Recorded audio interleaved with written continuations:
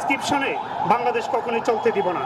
কারণ আমরা জানি এ দেশ কিভাবে স্বাধীন করতে হয়, বাংলাদেশের মাটি কিভাবে ধরে রাখতে হয়। ভারতের কোনো ষড়যন্ত্রই আর বাংলার মাটিতে ঠাঁই পাবে না। ভারতের প্রত্যেকটা ষড়যন্ত্রের মোকাবেলা আমরা করব, প্রয়োজনে আমরা রক্ত দিব।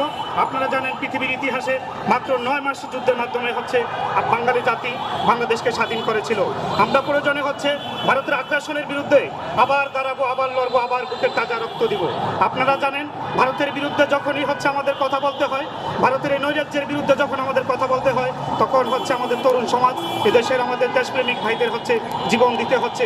আপনারা খেয়াল করবেন যে যখন গণ অভ্যুত্থানে আমাদের তরুণ ছাত্র সমাজের অহংকার আমার ভাই কিভাবে তার বুক পেতে দিয়েছিল, তাকে কিভাবে এই স্বৈরাচারের প্রেতাত্মা, এই ভারতের প্রেতাত্মারা কিভাবে গুলি করে আমার ভাইকে হত্যা করেছিল। আপনারা আরও দেখেছিলেন বাংলাদেশের সর্বোচ্চ বিদ্যাপীঠ বুয়েটের মেধাবী শিক্ষার্থী আবরার পাহাড় যখন ভারতের বিরুদ্ধে কথা বলেছিল, আবরার পাহাড়কে কিভাবে হত্যা করেছিল। আপনারা আরও দেখেছিলেন স্বাধীন দেশে, একটা গণতান্ত্রিক দেশে বর্তমানে আমার হাদি ভাইকে কিভাবে হত্যা করেছিল এই ভারতের প্রেতাত্মারা। অতএব আমরা বর্তমান সরকারের কাছে আকুল আবেদন জানাচ্ছি, অনতি বিলম্বে এই স্বৈরাচারের প্রেতাত্মা, এই ভারতের প্রেতাত্মা, এই গুন্ডা বাহিনীকে যারা আমার ভাইকে হত্যা করেছিল তাদেরকে ভারত থেকে এনে ফাঁসি দিয়ে এদেশে ন্যায় বিচার প্রতিষ্ঠা করুন।